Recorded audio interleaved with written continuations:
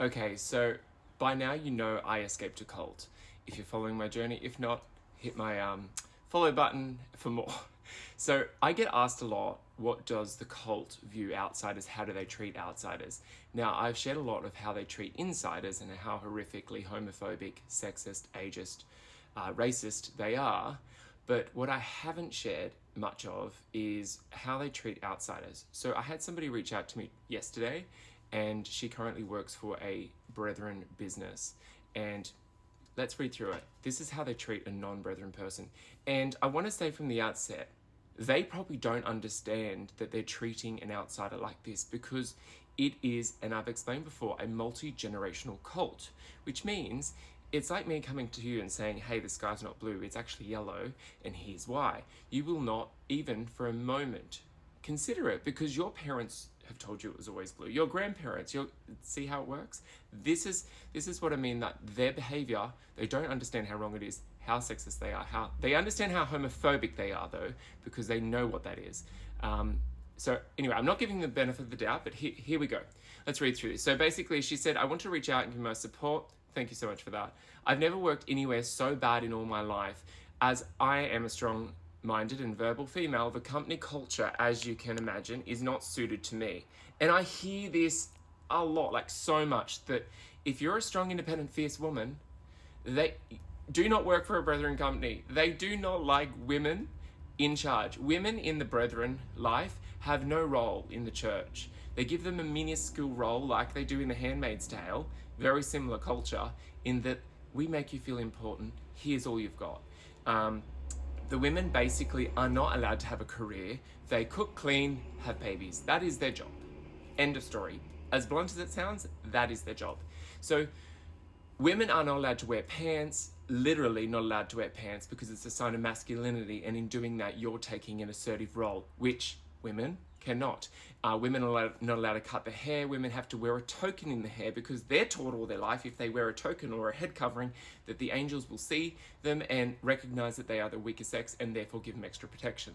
So that's a bit of background about women in the Brethren. So this, a non-Brethren who sent me this message working, who's, as she said, a verbal, strong-minded, this would not have worked. And as you can see, as you'll see, it hasn't. So she said, it's not, I'm constantly ostracized for talking about non-work related topics, interrupted, sighed, and tutted at, which is, I've heard this so many times before. The Brethren are notorious, like if they don't want you to speak, they will show you. They are so blatantly, obviously rude, and so it makes me wonder, do they understand that they treat people like this?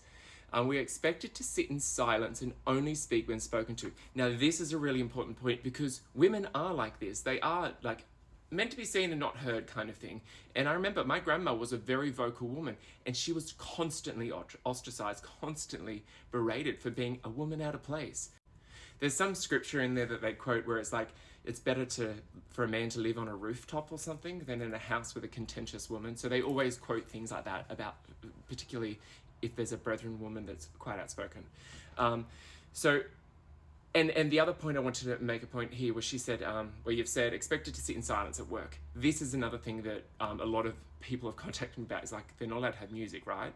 I didn't grow up with music unless you played the piano and created your own, which was a big no-no anyway, in terms of recording it.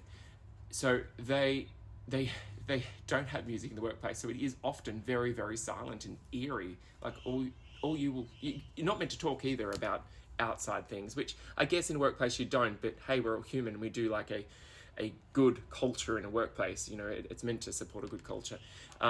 Back to her point, and she says a colleague was recently accused of bullying and an extremely manipulative and compulsive liar of the community, a young unmarried female, which is often the case. Other people have spoken to me about working with unmarried young female women that are in the Brethren.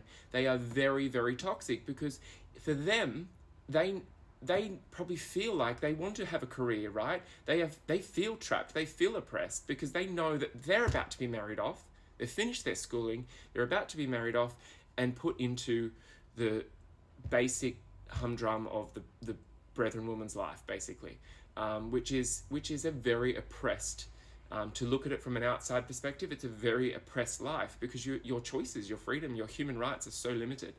And then basically she said he was bullied out of the business. Micromanagement, negativity are daily challenges. You all are constantly asked about how much your homes are, how much they cost, even caught members looking them up on Google Maps. So she goes on and talks about more about this, but I just wanted to put this out there because this is a non-brethren working for a brethren company.